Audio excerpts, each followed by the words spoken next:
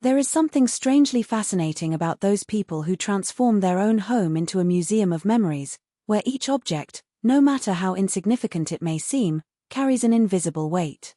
While most of us do periodic cleaning, throwing away what is no longer useful, they hesitate, hold the trash between their fingers as if it were a treasure, and in the end, everything goes back to the same place: the drawer, the box, the back of the closet. It's not just accumulation, it's a silent battle between past and present, where discarding becomes an act of betrayal. But what really happens in the mind of someone who can't get rid of anything? Behind this resistance, there is a story that goes far beyond "I just don't like throwing things away."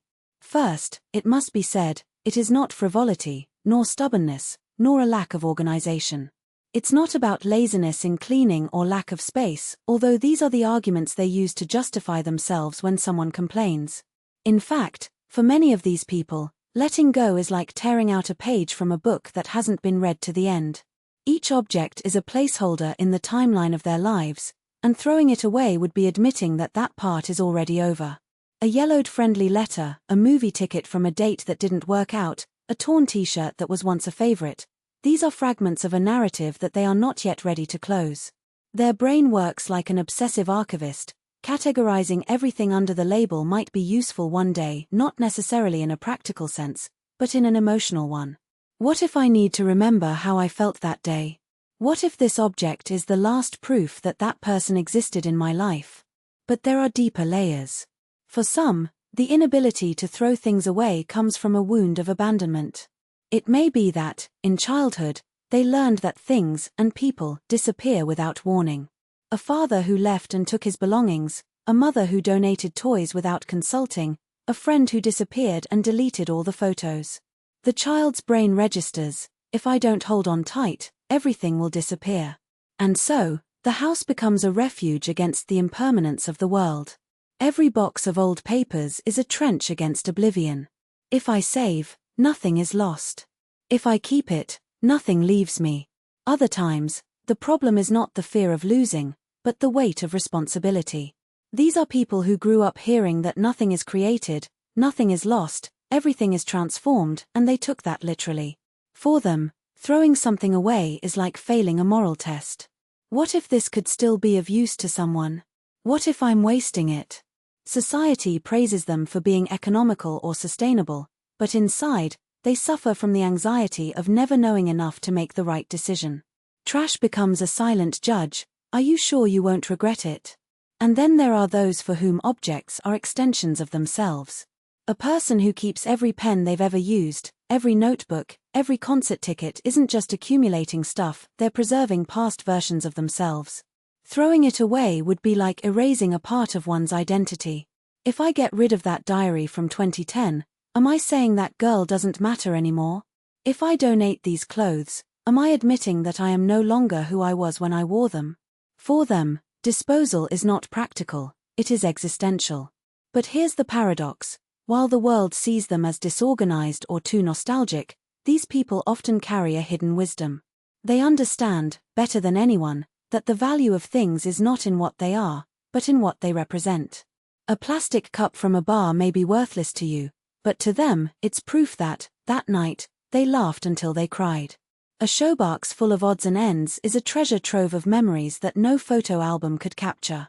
In a world that preaches minimalism as a virtue, they resist, because they know that life isn't just about what fits in a backpack. Of course, there is a dark side to this. When the house begins to suffocate, when the corridors become mazes of boxes, when the shame of receiving visitors becomes constant, it is a sign that the balance has been lost. But even at this point, there is no point in judging. What these people need is not a lecture on letting go but a new meaning for discarding. Maybe it's not about throwing everything away, but about transforming the memory into something that doesn't need an object. A photo of the object before donating it. A text written about what he represented. A gratitude ritual. Because, deep down, the fear is not of the things themselves, it is that, without them, the memory will also disappear. If you are one of these people, no, you are not messy, nor lazy, nor sick. You are someone who has learned to value what the world often ignores. Maybe you just need to discover that saving isn't the only way to remember. Sometimes, the most vivid memory is the one we carry inside, without needing material evidence. And when you understand this, you'll realize that letting go isn't losing, it's making room for new stories. So, do you also have difficulty throwing things away? Comment here what you have kept for the longest time and why. Share with anyone who needs to read this, maybe someone will feel less alone today. And if you liked this reflection, activate the bell so you don't miss the next ones. Until next time, with more truths that we don't usually say out loud. Continuation of the original text, expanded with engagement and depth techniques. But what happens when the object isn't just a thing, it's a piece of someone who's gone? Then the story changes. Because we're not talking about a coat that no longer fits or a book that you can't reread. We're talking about the chipped mug that your grandfather used every morning, the scarf embroidered by your mother that still carries her scent, the concert t-shirt you wore in your last hug with that friend. These are not objects. They are portals. And the fear is not to forget. It's worth remembering. Because memory, when it hurts, is not a pretty picture on the wall, it's an unexpected stab in the middle of the supermarket, when you see something that takes you back. It's the silence that screams when you touch the wrong thing at the wrong time. And then, throwing it away feels like betrayal. Saving feels like torture. But here's the truth that no one tells you: you don't have to choose between suffering from lack or suffering from excess. There is a third way. The goodbye ritual, no guilt, no hurry. 1. Emotional photography. It's not about taking a photo of the object. It's about capturing what he meant. Write a letter to him, yes, to the thing. You were my shield when I needed it. Thank you for holding back my tears. Record an audio telling his story. Listen once. Then, save the file in a folder called Memories That Don't Fit in Boxes. Why does it work? Your brain needs a symbolic replacement. It's not the object you love, it's what it represented. 2. The testimony.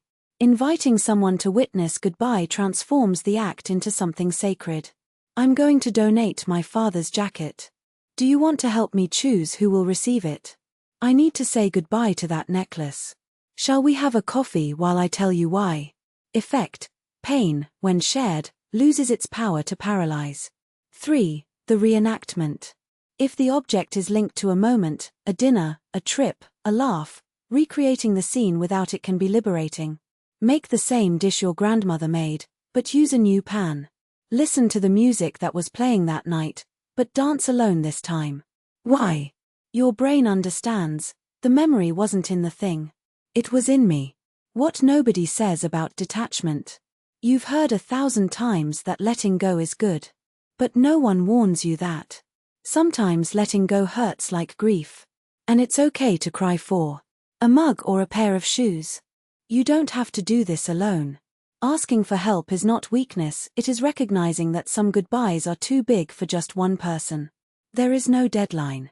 If it takes 10 years to say goodbye to an object, that's no problem. Memory is not racing. And here's the most important part. You're not throwing it away. You are giving back. Returning to life the space that thing occupied. Giving the world back the chance for that object to have a new meaning. Giving yourself back permission to carry the memory without carrying the weight. What happens when the box empties? At first, you will feel a physical emptiness. Let's agree, we get used to the smell, the place on the shelf, the habit of running our hands there every morning. But then, that emptiness is filled with something new. Of lightness. Of space for what is yet to come. Of memories that don't depend on things, because now they live inside you, not in a drawer. And then, one day, you will realize. What you thought you were going to lose was actually never in those objects. It was in their hands, which held them. In their eyes, which saw them. In his heart, who loved them. And that. No one can take that away from you. Now tell me, what's your impossible thing to throw away? It's not just an object. I know. It's the shirt your son wore on his first day of school. It's the clock stopped at the time you received the news. It's the cup that they broke in the fight, but you glued it back together because you couldn't bear to lose one more thing. Comment here. No need to explain. Just say what it is.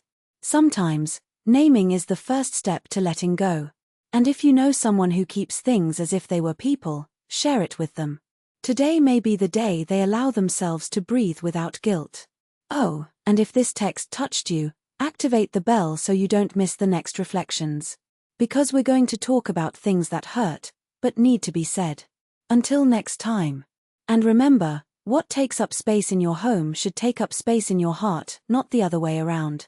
Yellow heart. Why does this text work? 1. Emotional depth addresses symbolic grief, not just letting go, but goodbyes. 2. Concrete rituals gives practical steps, photo, audio, testimony, for those who are paralyzed. 3. Radical validation, it's okay to cry over a mug reduces shame.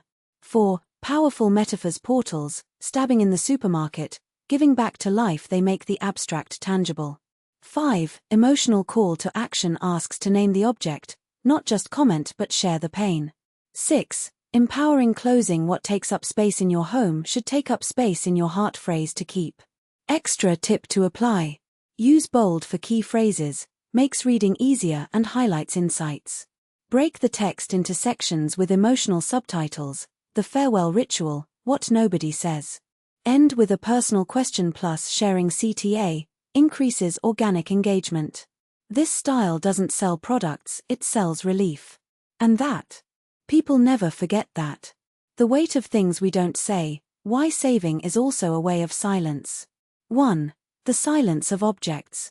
Have you ever stopped to think that that shoe box at the back of the closet isn't just a box? It's a silent archive of versions of yourself that you didn't know or couldn't put into words. A torn band t-shirt.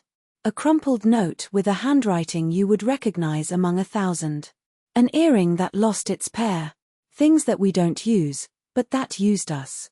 And here comes the question that hurts. What happens when what we keep is, in fact, what we keep silent about? It's not about detachment. It's about what these objects say about us when we don't have the courage to say it. 2. The emotional mathematics of what if one day. We justify, one day I'll fix this. One day I'll need it. One day I'll be ready to say goodbye. But one day is Procrast's counterfeit currency. Emotional inaction. He makes us believe that the future will be more generous to our hearts than the present. But the future doesn't exist. What exists is today, and today is full of boxes. And here's the naked truth, every object you just happen to keep is a piece of you that's waiting for permission to exist. That blouse you no longer wear because you gained weight. It's not about the fabric. It's about the body you had when you felt invincible. That book you haven't opened in years. It's not about the story. It's about the person you were when you thought you were going to change the world. That expired perfume at the bottom of the drawer. It's not about the smell. It's about who gave it to you and what you lost when they left. We don't keep things. We keep silence. 3. The mourning of objects, or, why things we don't use hurt so much. Psychologists have a name for this, ambiguous grief. That's when the loss isn't clear, there's no funeral, there's no official goodbye. There is only a presence that has become an absence, and we don't know how to cry for it. The mug that broke is not just a mug. It's the breakfast you never had with her again. Worn-out sneakers are not just footwear. It's every step you took when you still believed in something. The key that doesn't open anything else isn't just metal. It's the door that closed without you noticing. And we think that saving is preserving. But often, saving is just postponing the pain. 4. The goodbye ritual, or, how to give back to life what you stole from yourself. It's not about throwing it away. It's about giving back. 1. Take the object in your hands. Feel the weight of it. Now ask, what am I holding that isn't just this? 2. Tell his story out loud. Not for anyone. For you. Crying. Aloud. Screaming. Also. 3. Write a letter. Dear object, you represented emotion. But now I need to let go, give it back. 4. Decide the destination. Donate. Burn. Bury. The important thing is that it is a conscious act. No, I'll think about it later. Then is where the pain hides. Cruelly honest tip, if you can't bring yourself to say goodbye, ask, what am I avoiding feeling by keeping this in? The answer will hurt. But the pain that we avoid is the pain that governs us. 5. What nobody talks about: detachment. Everyone talks about freeing up space. But no one talks about the emptiness that comes after. Because when we finally get rid of those 10 kilograms of clothes that no longer fit, those yellowed papers, those gifts we never used, we come across an inconvenient truth: the problem was never space. It was us. It was us avoiding facing the fact that some things cannot be fixed. And it's okay. Some people don't come back. And we survive. Some versions of ourselves died. And that's not failure, it's evolution. Letting go is not about having less. It's about being more. Even if it hurts. 6. The question you're avoiding. Now I want you to stop everything and look at the corner of your house that bothers you the most. That drawer, that shelf, that chest. What's there that you can't name? It's not a box. It is not an object. It's a question. Why do I still keep this? What am I afraid I'll forget if I throw it away? What will I have to face in myself when this is no longer here? Reply. Not for me. For you. 7. What to do with the leftover pain. It will hurt. And there's no right way for it to hurt. If you cry, cry. If you need to sit on the floor in the middle of the mess, sit down. If you want to call someone and say I'm saying goodbye to some things and it's difficult, call them. Because grief is not just for people. It's for dreams, for old versions of yourself, for what could have been and wasn't. And when you finish, if we even finish, there will be space left. Don't fill it with more stuff. Let it breathe. Let it hurt. Let it be. Because emptiness is not absence. It's an invitation. For the new. For the different. For you, no masks, no boxes. No excuses. 8. One last truth, painful and necessary. We think that saving is loving. But often, saving is just fear. Fear of forgetting. Fear of not having been enough. Fear that if you let go, life will go away with it. But here's the secret no one tells you. The things that really matter don't need objects to exist. They are in you. In your memory. In your body. In the way you laugh, the way you cry, the way you love. What takes up space in your home should take up space in your heart. But what takes up space in your heart doesn't need to take up space in your home. Now it's up to you. 1. Choose any object that you know you need to let go of. Just one. It's not about courage now, it's about honesty. 2. Take a photo of it. Take a good look. What does he tell you? 3. Write in the comments, I'm soloing, object, because. No need to explain. Just name it. 4. Do the ritual. Burn. Bury. Donate. But do it. And when you're done, take a deep breath and say out loud, I don't need this to remind me of who I am. Until next time. And remember, the house we clean is the house of the soul. Yellow Heart. P.S. If this text moved you, share it with those who also need to hear it. Sometimes, we just need permission to start.